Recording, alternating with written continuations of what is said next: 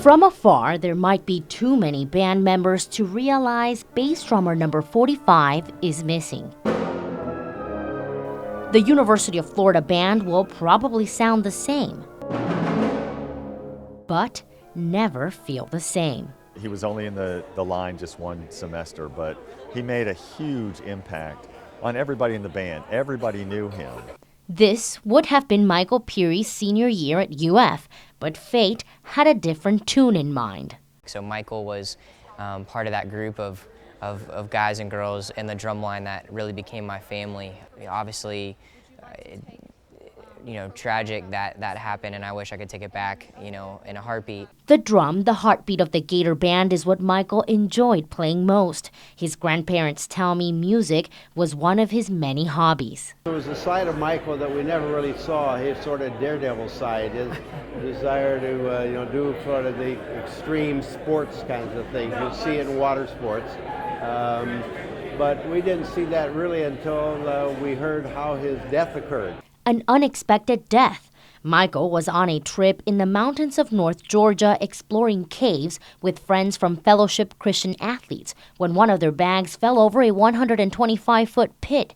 The president of FCA at the time, Grant Lockenbach, decided to scale down and grab the bag, but moments later it became clear Grant needed help. So in desperation of what to do to try to lend a hand to him, it was decided, Michael says, I'm going to go down and help Grant, or at least be with him. Michael rappelled down one of the ropes and found Grant. He was able to communicate with the group back and forth, but after a while, he wouldn't tell them that Grant had already passed away because of the hypothermia and the water that was so cold.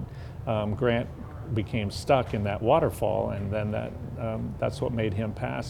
Help didn't arrive in time for Michael either.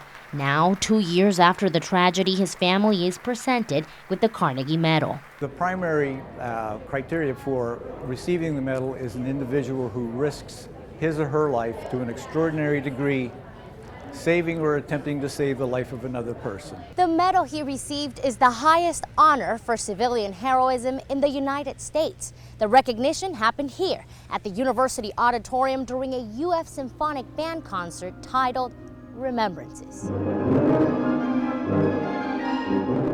He was the one who was never going to be down in the doldrums about anything.